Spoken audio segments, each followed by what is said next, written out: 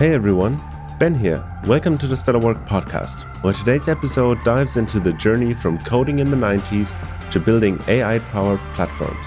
Our guest, Henrik, legendary for his role at Spotify and for making agile methods visible to the world, shares how he transitioned from pioneering software and organizational design to the frontiers of artificial intelligence.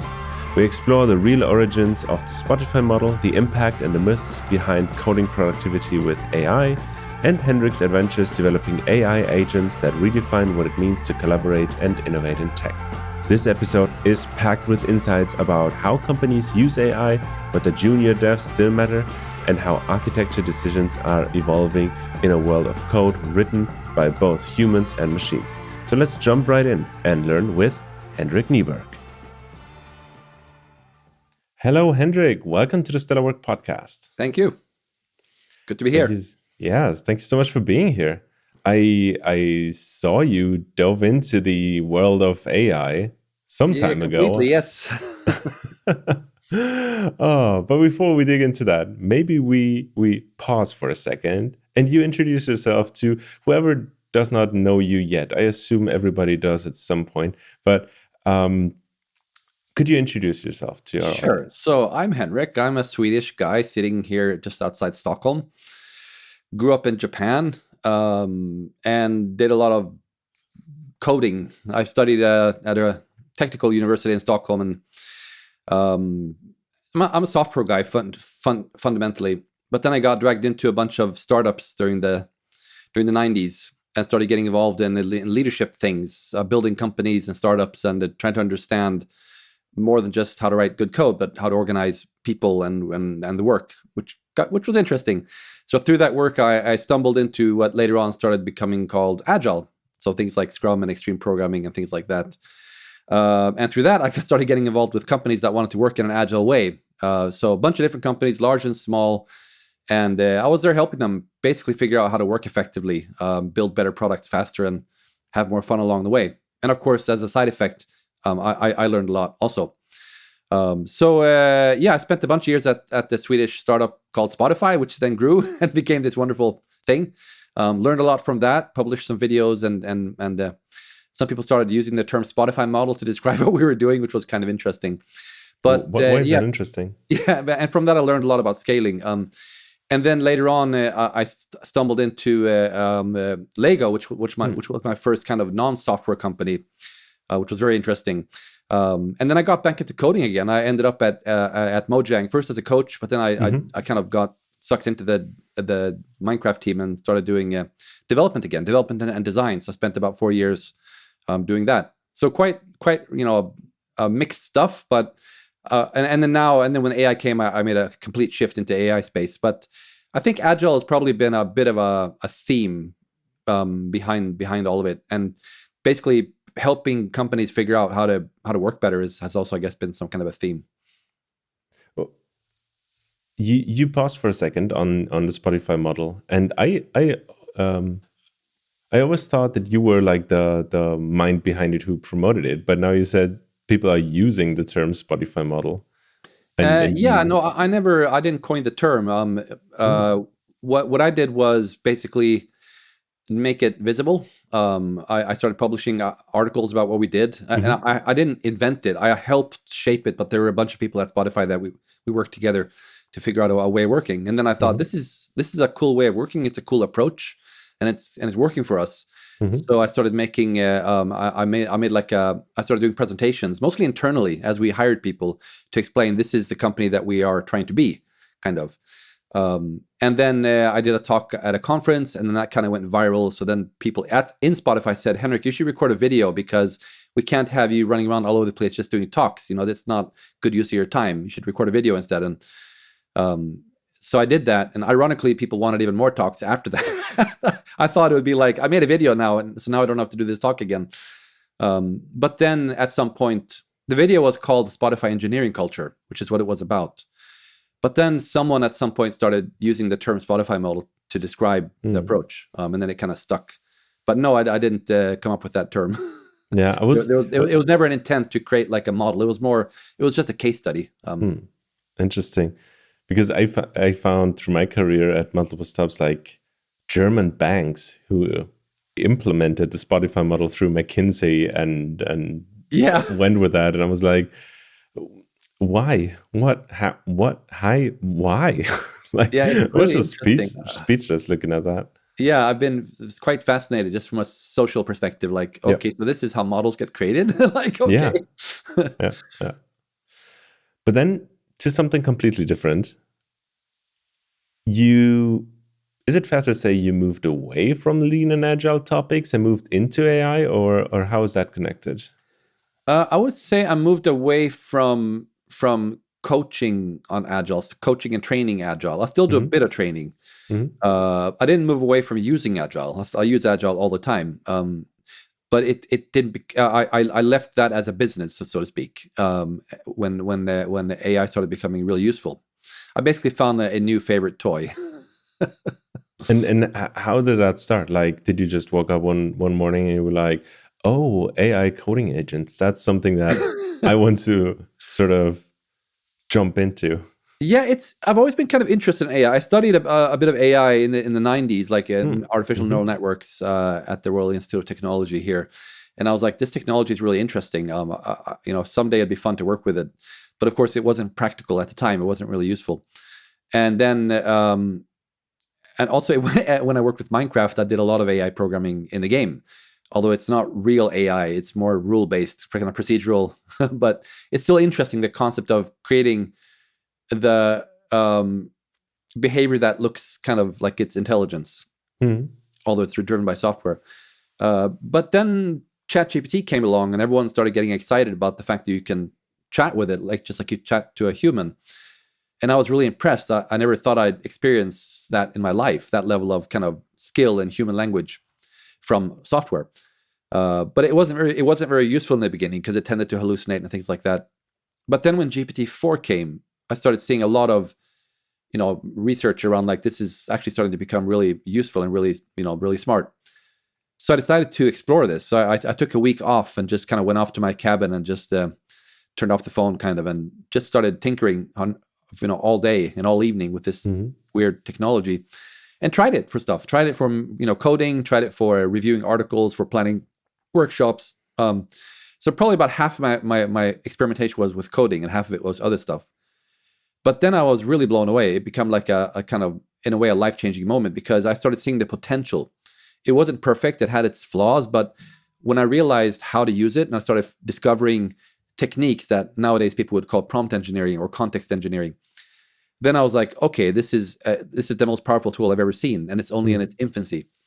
So then I decided just to work with it full time. What have you built during that time when you started playing around with it? So the first thing I built was actually a chatbot, which then became a platform for chatbots. The chatbot I built is called Egbert. Egbert is a bit of a persona that I invented, a sarcastic little kind of cartoon character. And I made a virtual Egbert, and then I added him to my Minecraft server and to my Discord server with my friends. So Egbert would kind of comment on what's happening inside our Minecraft server and on Discord. And then I kept adding stuff. So I started adding memories. So Egbert would remember things, so he can recall things using techniques that now people would call RAG, or retrieval augmented generation. And Egbert became my little, platform for experimentation. And then a friend was like, "Hey, I want to add another persona." So then I made the platform more generic and added the ability to add any kinds of characters, which is, I guess, the embryo of what I work with now, which is AI agents. But it was pretty fascinating to see like how kind of live this character seemed. You would log into the Minecraft server and he would say some sarcastic comment like, "Oh, it's you again. Are you going to fall into a hole today like you did yesterday?" Right? And then and just had these long arguments with him. Very fun. But then also during that whole experience, I used a lot of AI for writing the code for that platform. And I was really blown away by the fact that I could write so like 10 times faster in terms of development. So just from a productivity perspective, I was like, whoa, this kind of changes the whole equation. Yeah, you're just jumping into the next question that I prepared. And I was wanted to ask you, where do you see the use cases in company beyond, like, let's say, summarizing a bunch of emails? Is that generating code? Is it that? I think generating code is probably the strongest use case right now. That's where the technology has come the furthest in terms of being like useful right now. But there's a lot of other use cases now that are kind of starting to reveal themselves. But even the basic things like summarizing a meeting is of course a very useful use case. Sure. But what we've noticed, and the reason why I started the company I work for now, Abundly, is because we noticed that AI becomes a lot more useful when you give it some level of autonomy and let it do stuff on its own and not just be stuck inside a chat. So examples of use cases there. So we made a platform where you can build colleagues, essentially, AI colleagues that have a job and a mission and tools, and they can do things on their own, but within a scope that you give them. So typical things they would do then is, for example, screening. An investment company we work with, they need to do research for thousands of companies every year. And this agent just takes that spreadsheet and does, parallel research tracks for all 1,500 lines. And looks at the website, does research, digs online, and does follow-up research, and then basically classifies it into, yes, this company is interesting for you to invest in. This is a no, this one's a maybe. So those kind of things, or things like triaging support tickets, there's just so many different use cases where, lower level work that kind of wastes people's time. And by having an agent do things like business intelligence research, right, then that frees up time for people to work kind of on higher level stuff. So that's there's a lot of use cases popping up around that. But one of the simple ones that all companies need, I find, is basic research. So what are our competitors doing? Are there any new laws being created within our space? Any changes? Any news events that is relevant for me and my team? So go out, look for that proactively. Alert us to what we need to know in a format that's useful to us. So not just a spammy newsletter, but very targeted, like this is something that should be on your radar. Interesting. But maybe let's come back to the AI coding. There were a bunch of case studies that showed you could achieve I think it was a GitHub case study that published you achieve 20% performance increase when you use coding AI supported or AI guided coding. Yeah, I think that study is pretty old by now. But where do you think those performance indicators could go? So this is I'm kind of fascinated by it because since I'm living this now since the past 2 years, coding every day with AI support, and before using AI, I did coding at a professional level on and off for about 30 years. So I have the comparison kind of before and after. And for me, it's easily 10 times more effective, sometimes 20 times or even 100 times. It's ridiculous on average. So in some specific cases, sometimes I have to do things myself. So worst case, it's like it was before. But then suddenly I can do something that would have taken me a week and I do it in 1 hour. So, but then what I've noticed is that it's quite rare to have that effect. It's only like most people I meet don't see that effect.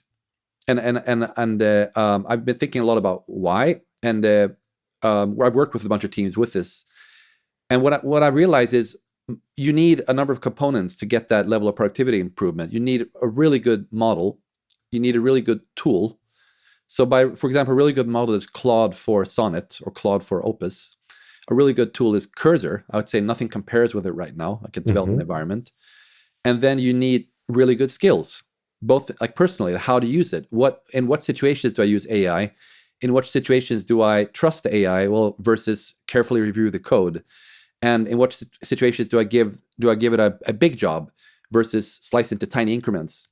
And there's all this kind of skill effects. So how do I phrase a good prompt? What context do I give it? What do I do when it makes a mistake? So all that stuff is a skill you build up over time. But if you have really good models, really good tools, and you've built up this skill set, that's when you get the kind of radical improvements, which makes the 20% improvement sound like really like what? That's it's way beyond that. But I think if you're new to it, if you're not used to working in this way, because it is a different way of working. So if you've been coding for a long time, coding with AI is different. It's a new way of thinking. And until you grasp that, the improvements will still be there, but it'll be maybe in the 10-20% range because it's like having a junior assistant helping you with some very basic tasks. Yeah. Can you elaborate a little bit why it's so different? Or well, for example, normally if I'm without AI help, If I'm going to solve a problem, I need to think about what the problem is I'm going to solve, and I need to think about how am I going to write the code. And my mindset is very much on how am I going to get this code to work. But with AI, there's this meta thinking all the time, which is what kind of complexity is this problem? What kind of context would an AI need to solve it? So it's like an AI first thinking. My default goal is AI should write every single line of this code. And then there's this reasoning happening all the time in my head, like a separate thread, thinking about how much or how little do I give this person. So I would say you could compare it to coding yourself versus mentoring a new employee who joined your team. You're going to have a completely different mindset. And you want that employee to write as much of the code as possible, but sometimes you need to help them, give them feedback, and sometimes you need to write the code yourself and explain to the employee.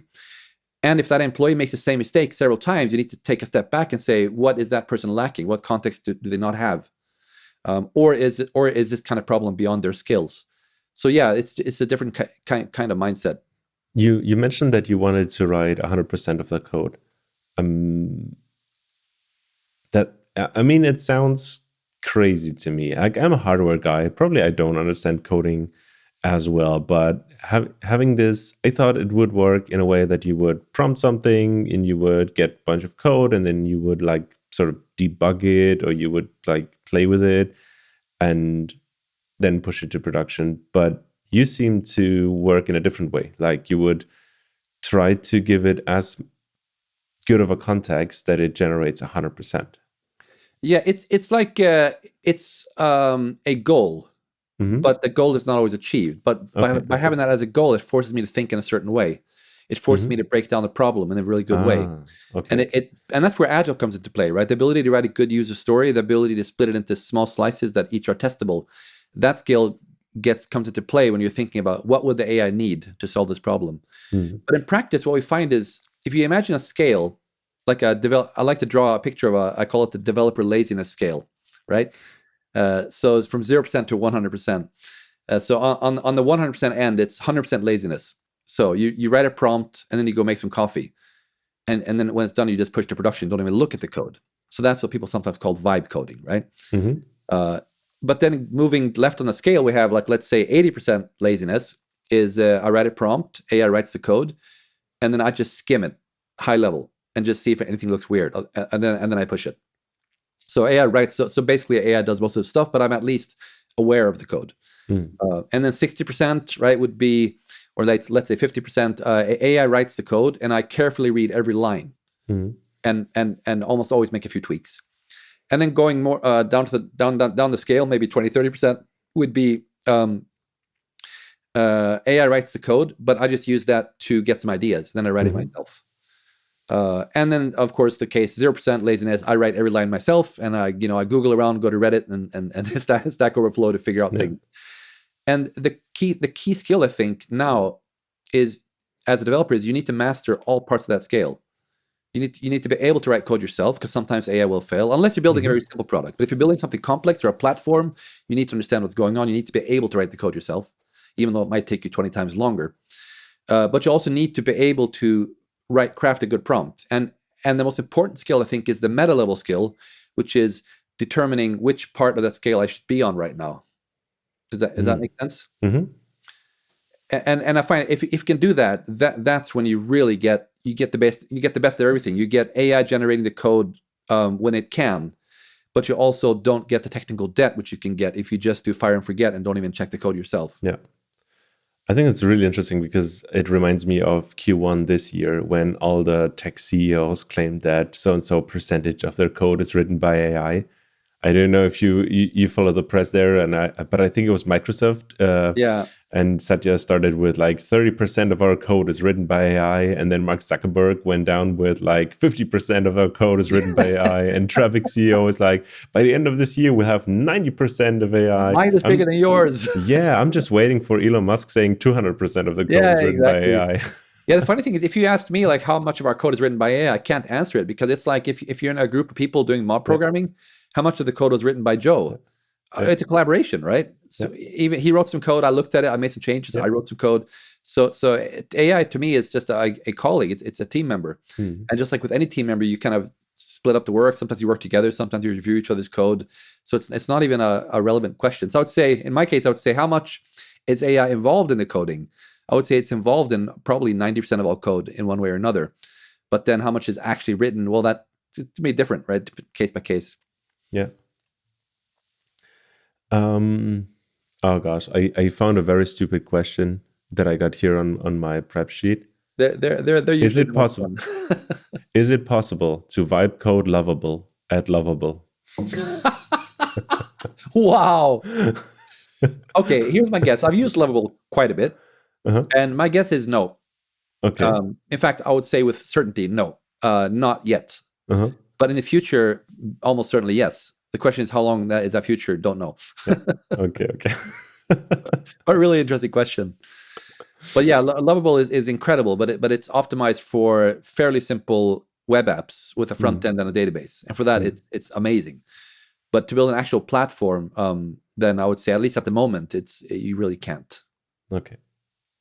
Have you seen? Do you know the Pragmatic Engineer podcast or newsletter? No. So it's a really, really cool newsletter from Gergely Oros. And in one of his interviews, he interviews Farhan Tawar from Shopify.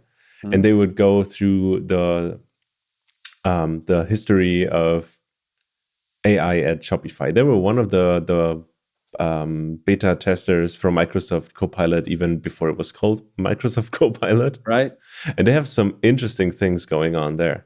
So, and I'm curious what you would say about that, because let's start with this one here.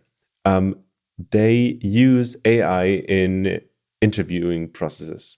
Like when they hire someone, regardless if that's an engineer or it's a manager, they would have a coding interview. Because they claim, hey, with AI, everyone should be able to code now. Wait, they would. I didn't understand. They would use AI how? They would give you a coding interview when you apply at Shopify, even if it's for a senior management position where you're not involved in technical details. Okay, so they want to see if you're able to basically vibe code. Yes, correct. How do you feel about that? Both positive and negative at the same time. I'll explain why. I think everyone should know how to vibe code. At my company, our CEO is coding in our platform. He's not a coder. I set up an environment for him. So when he wants to make a change in our platform, mostly not customer-facing stuff, it's mostly internal admin stuff, but he needs some graph or something. It's over our usage of our platform. He doesn't come to us. Instead, he just makes a PR. And in the simple cases, we just merge it. Sometimes we look carefully. It saves a lot of time for us, and it also empowers him a lot. He doesn't have to put stuff in our backlog and hope we get around to it, right? So it's amazing. So my goal is that everyone at our company will have a setup so they can code. But to do an interview, I think doesn't make sense. Why is it important that someone already knows how to vibe code before they even join your company? You're going to lose a lot of potential people that way. The idea is to optimize your processes. It's great that you encourage that, but I wouldn't filter someone out because they haven't already done it. However, I would check their attitude. Are they willing to learn this? Are they interested? Got it. So the way I understood it was that you would be able to optimize your workflows through AI and code yourself some little agent helpers that help you along doing your job. Yeah. I think you're kind of like everyone should know how to use Excel. Yeah. Right? Yeah. And this is Excel, right? You should be able to use this as a basic tool. Like I need to do some calculation. Don't go talk to someone else. Set up a simple spreadsheet. If you're going to build something more advanced, you're still going to need someone to help you do it probably. But for simple things, knowing how to use Excel gives you superpowers. And I think in the same way now, taking it to the next level, knowing how to write code for simple tasks with AI help, it gives you superpowers. Maybe let's dig a little bit to the hiring process, because another question that almost always pops up is whether do companies still need junior developers, or can they be replaced by AI agents doing the coding? So I think the junior senior thing is really interesting. I think that question is timeless. It's always been like, have we ever needed junior developers? If I'm going to throw that back at you, even without AI, why would you ever hire a junior developer? To get some volume. If you can hire a senior one, cheap why volume. Would you hire? What? to get some cheap volume. It could be. There's usually a number of reasons why people do it, right? One is that, well, your senior developers are going to die off at some point. You need to get some younger people in. Yeah. Also, they come in with some fresh perspectives. They tend to be faster at learning new things, a little more curious sometimes. Sometimes senior developers are really productive, but kind of stuck in their ways a little bit. There's all kinds of reasons. And even as a senior developer, you will improve your skills by helping a junior. All those things still apply with or without AI. So I think the key thing is not whether it's junior or senior. I would make sure that everyone that's on my team, regardless of skill level, are using AI as part of their toolkit. And that's the important part. But they might use them in different ways. So I'd rather have a junior developer who really leans into using AI help versus a senior developer who doesn't. However, ideally, I would like to have both because they bring different things to the table, just like they always have. So yeah, I get a little bit concerned when people are like, "Yeah, we don't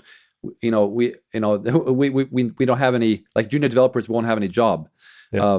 Maybe that's going to be true. I don't know, but I really hope not, because I think it's that would be really sad, right?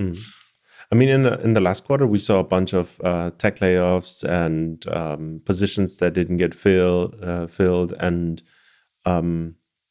less jobs being put out on the market for developers. Yeah. So the times were really rough, and everyone was claiming like, "Hey, this is the AI coding is the reason for that development." Yeah. And looking at the numbers now that they publish, there is a slight uptrend in the Magnificent Seven. Yeah. And they're hiring more and more engineers. Not big numbers, but the trend is going back up again. Yeah. Some thoughts about that. One is it's easy to make the mistake of causation versus correlation, right? Is it because of AI or not? It's hard to know for sure. But if you look historically, what AI does, it gives, as a junior developer, I would say, as long as you don't define your job as writing lines of code, then you're probably fine. But if you define your job as the person who types the lines of code, then yes, that job is gone. It's disappearing very quickly. But historically, we've invented technologies that have, vastly improved the productivity of developers, right? Going from writing machine code, assembly code, to writing higher level languages. And now with modern IDEs that do code completion, one shortcut, refactor and read something through the whole code base, automated testing. Even before AI, there were several step changes in the software development community that made everyone, like, I would say, at least twice as productive, but maybe even more. So you'd think that, okay, so now that developers are twice as productive, we only need, half as many developers. So now we can fire all the juniors. And why do we need them? Because we have these modern development environments. But the effect has been more developers. The software industry has always been growing. So in that sense, from a macro perspective, I would be surprised if this is the end of development. I think that trend is going to continue. We made people more productive. There's going to be more people doing development than ever. Yeah. However, maybe not as many people that have that as their defined specific job. Instead, everyone is coding. And what real kind of professional coders do is not focus so much on writing the code, because AI is better than that. In the same sense that, in the past, you need to worry very, very much about allocating memory, about garbage collection. That was an important part of your skill. But now compilers do that better than humans. So you work at a higher level. So I think as long as you as a developer are thinking in terms of, I'm a problem solver, I solve problems with software, and AI is one tool in doing that, then you definitely have a lot of value to bring to the table. And part of it is, I think what you mentioned is pretty well summarizing the Jevons paradox. What's that? That is when something takes less resource to create, there is a higher demand for that. Right. Yeah, that's probably part of it.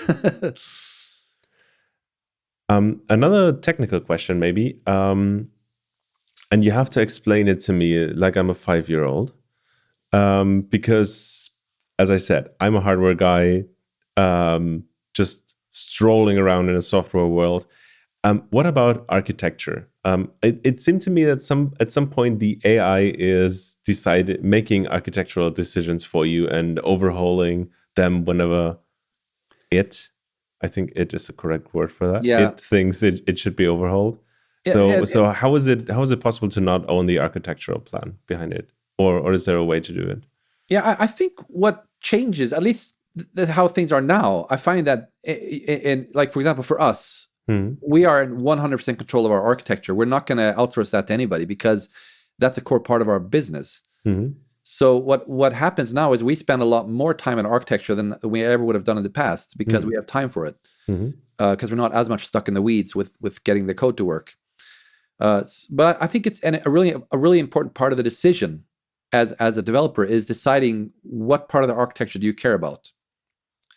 And then you pay attention to that. And now you have the option to outsource some part of the architecture. For example, maybe let's say I have an admin interface, an admin web, which we use internally to kind of follow up on things, what's going on. And that's maybe not a crucial part of our business. It's not customer facing. And if I can use an AI to build that in a day, the whole thing, then as long as it works fine, maybe I may decide that I don't care about that architecture. I can look at a high level. Okay, it's a front end, it's a back end, it's a React thing. Sure, it's using a few frameworks, but it's working, and I don't really care why or how. That's a choice you can make. It's not always the right choice, but it's also not always the wrong choice. I think the key thing is to kind of think of it as you decide which parts of the system that you want to be in control of. And it's a continuum. It's not like either you control it or the AI control it. It's you decide how much. So maybe it's this I control completely. This I control mostly myself, but I use a lot of AI help. That part, the AI does most of it, but I'm at least involved. I'm at least aware of the architecture. And this part is a black box. I don't care as long as it works. I don't even want to look at the code or the architecture. No. But of course, over time, this is shifting because as AI improves in capability, and it is improving at pretty much an exponential rate, it's quite mind-boggling. There are things I could do now that I wouldn't dreamed of doing for a year ago. So it's kind of like you hired an employee, but that employee is getting smarter all the time. And as they get smarter, you can give them more responsibility. So that's also part of it. I feel a very similar question is regarding, do you run with rather microservices? Do you create a more monolithic structure in your product? And when I first encountered okay, there are AI coding agents now. So I thought that we would lean towards the throwaway monolith and just vibe code it whenever we want from scratch. Yeah, this is really interesting. And I think that really is one of the key parts of the decision. Do I care about this code? Right? And I think there's a very clear complexity ceiling for how much you can get away with that.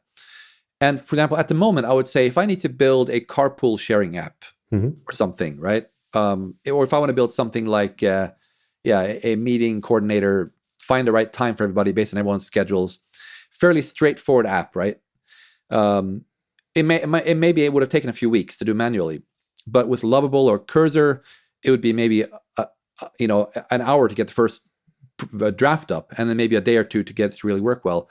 In that kind of context, I would consider it throwaway because it took 1 or 2 days to build, so I can make a new one, next month if I want. So the code doesn't really matter.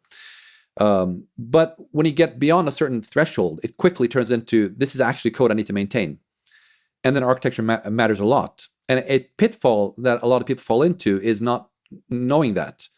And if you don't have development experience, you really can't know that. It's hard to know where that limit is. But with development experience, you have a feeling for it. Like, okay, at this point, I do need to care about architecture. And then it's easy to run into this problem where AI gets it to work, but it keeps adding to your pile of technical debt. It keeps adding duct tape and stapling stuff, and then you finally get to this product where, oh, wait a sec.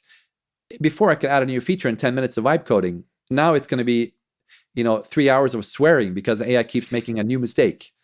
And it's not because the AI isn't competent. It's because you've built a mess, and even a human would have the exact same problem. So that's really important. So what I find is, like, in our case, we are a tech company, and we have a platform that is a core part of our business. So quality matters a lot. And there I find that it's really the same principles as always, as before, modular architecture, clear interfaces, minimizing, coupling and thinking about dependencies. All those principles are the same, and maybe even more important than ever, because if you have a solid architecture, nowadays the best AI models will follow that architecture in a really good way. In the past, a year ago, they would tend to just add stuff on top, so your architecture would kind of deteriorate. But now I find that it keeps the architecture and even sometimes improves it. But if you have a monolithic mess from the beginning, it's really hard for the AI. It's possible to change it, but it's not going to do it by itself. It's going to tend to just add more stuff on top. Very similar to what humans do, right? So what I find now, that the kind of architectural patterns that seem to be best for AI powered development is monorepos.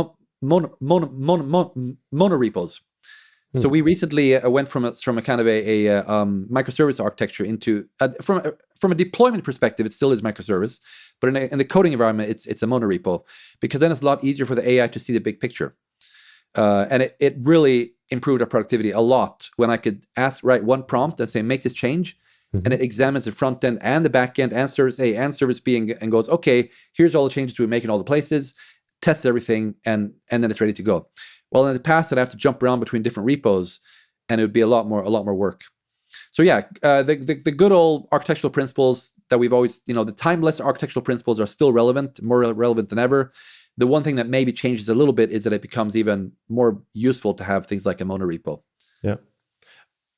Having that, aren't you afraid of, let's say, so there was this case about from Jason Lemkin, who runs a company solely built on vibe coding. He used Replit for it. I don't know if you heard about that case, but during a code freeze, that Replit.ai deleted the whole database that was in production.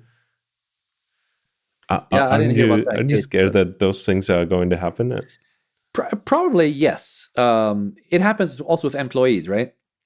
It's a thing that sometimes happens. People make mistakes. AIs.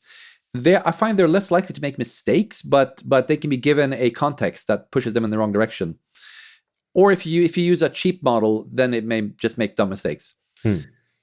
So part of the work, and this is, I guess, an example of why it's different, right? Is you need to be thinking about, I just got this intern, right? What environment should I give the intern? Should I give the intern the key to our production database with write access? Should they be able to delete it? And I would say if you hire an intern and that intern deletes the production database, whose fault is it? Is it really the intern? What do you think? Of course not. Not right. Someone decided to give the intern the ability to erase the production database. Why would they do that, right? You didn't create a safe space for that intern to make mistakes. So I think it's really important to have the same mindset. And the way I think of it is there are mistakes that are reversible and mistakes that are irreversible. Really think about that with your AI setup. So making code changes is reversible almost always if you have version control system, which you do, right? So it's fine if it erased all the code. You just undo, right? Or revert. So that's pretty safe. But if the tools like Cursor can also run shell commands, so they can do stuff like Git commands and stuff. And Git commands are pretty safe too. They're mostly reversible as well. But if it's going to start, installing stuff in your operating system, then it might break something. So yeah, you need to think about that. I would never give my Cursor installation access to the production database. It shouldn't need it. So I would say that would be a mistake as a user to give it stuff. I don't think it would accidentally erase it. You'd have to go quite far for that to happen. But the key thing is, why even take that risk? It doesn't need access to the production database, at least not write access. Yeah. All right. I'm wondering, like, you've been into this space for quite some time. How do you keep up with all the trends? Like, I'm interviewing you now, but I seem like everything seems to happen so fast that we could do another interview within a quarter probably and have a bunch of new topics to cover. Yeah, it's crazy the rate of technical improvements. But personally, I just given up on keeping up. Okay. Kind of even like a couple of years ago, I just concluded that, you know what, I'm going to stop trying to keep up because it's just stressful and kind of impossible. So instead, there are a few things that I kind of try to keep an eye on. I think that's what people need to do. They need to decide what subset of this space am I interested in. So in my case, the foundational models, Claude and OpenAI, when a new model comes, I will look into that, right? Improvements to development tools such as Cursor, I'll definitely look into that, or new patterns for agent prompting. But then a new video tool comes along, a new video generation tool comes along, or some new platform. Yeah, I just accept that I won't know what's going on, and then hope that somebody's going to poke at me and say, hey, Henrik, you should check this out. Maybe it'll hit my radar. But yeah, there is a continuous sense of FOMO a little bit that I think anybody working in this space has to just get used to. Yeah, probably. Where do you think all of this will head? Let's say maybe focus on AI assisted coding or AI coding. Where do you think will this head within the next 12 months?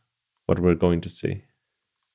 So just looking at the trend, it seems that they're just improving all the time. And there's two levels. There's three things that are improving all at the same time. One is the foundational models themselves, such as Claude, GPT, etc. The second is the tools that we use to access them. For example, Cursor, which is a wrapper, a product that sits on top of foundational models. So it's a code editor. But there's a lot of prompts in there and a lot of kind of magic going on where the developers of that tool are doing things to make AI aware of your whole code base, which is magical. But you need both. So if you just go to Claude and copy paste some code, or go to GPT and copy paste code, you get a very limited productivity improvement. But using a tool like Cursor, it just kind of understands your whole code base in some weird magical way. And that's of course going to keep improving as well. Cursor gets updated every week, and there's of course Cursor competitors that are starting to catch up gradually. And the third thing that's improving is the engineers' ability to understand how and when to use these tools. So I think as a just looking forward, I think it's just going to be, AI is going to be able to take on more and more complex coding tasks. We're going to be able to give them bigger and bigger jobs. For example, nowadays I sometimes do things like write one prompt and then go have lunch and then come back, and it made a major change in our system. And I would review it at a high level, ask for some small changes, and then push it to production. But the work it did while I went to lunch would basically be a whole week of both coding and meetings. And that was not possible to do for half a year ago. Then I would have to slice it and work in smaller steps. So I think things like today, you can't go to a legacy banking system and say, can you rewrite this whole COBOL thing into C#? But maybe in the future, like you can do that with some parts of it, but you couldn't just do the whole thing. But in the future, my guess, maybe not within 12 months, but maybe a bit longer, I think it would be perfectly feasible to basically write a prompt and saying, rewrite this whole damn thing using C#. And as part of that, there would be first some discussion about how the work will happen. So it would maybe say things like, how about if I first write really good test coverage in the existing system, and then I will let you know about any key trade-offs that need to be made, and we'll have points where we check in, and we'll make an incremental plan for how to test this and roll it out. So we would have a discussion exactly as if you hired a team or a company to do this job, right? You hire them, the mission is rewrite our whole system from COBOL to C#. Sure, that's the one prompt, but of course there's going to be touch points and check-ins, but that company is driving the work. And I think that's going to be, we're going to gradually shifting into more and more of that. And then again, it's as an engineer, it's up to you to decide. You need to be like a good customer. You need to decide what job am I giving the AI? How am I going to follow up on it? And which parts do I want to understand? Which parts am I willing to trust the model? That's going to be really important. But yeah, the trend seems very clear that the models are just improving really quickly. When people want to learn more about this, and when people want to sort of maybe have questions or reach out, what would be the best way to get in touch with you? So getting in touch with me is a little bit hopeless because I basically focus mostly on developing our company and our platform, and very rarely check email. But sometimes on social media, so on Twitter and LinkedIn, I'm sometimes active there. It is fine to drop me an email. My email address is on our website at Abundly.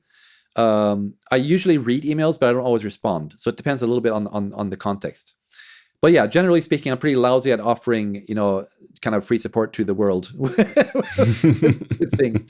I do post things sometimes. And if people write comments or questions, I'll sometimes respond in that context. I like to engage in that way. And what I like about that is if someone sends me an email and I answer, it's only us two. But if I post a topic and someone writes a comment and I answer there, then it's kind of in public, and there's a lot more use out of that than individual. Awesome. Henrik, thank you so much for jumping onto this episode with me. It was really, really interesting. And looking forward to your work at Abundly. Cool. Thank you. This was super interesting. Likewise. Bye. Thanks for tuning in and being part of today's deep dive with Henrik Kniberg. It's always a privilege to share such inspiring stories of tech transformation and learning. If you enjoyed this conversation, don't forget to follow and join Stellar Work on our social media channels, LinkedIn, and Twitter, Instagram, and Blue Sky. Gosh, join Blue Sky, where discussion continues and you can connect with other industry leaders. Your feedback and stories shape the podcast, so make sure to reach out, leave a review, and stay tuned for our next episode. Until then, keep experimenting. See you soon. Bye.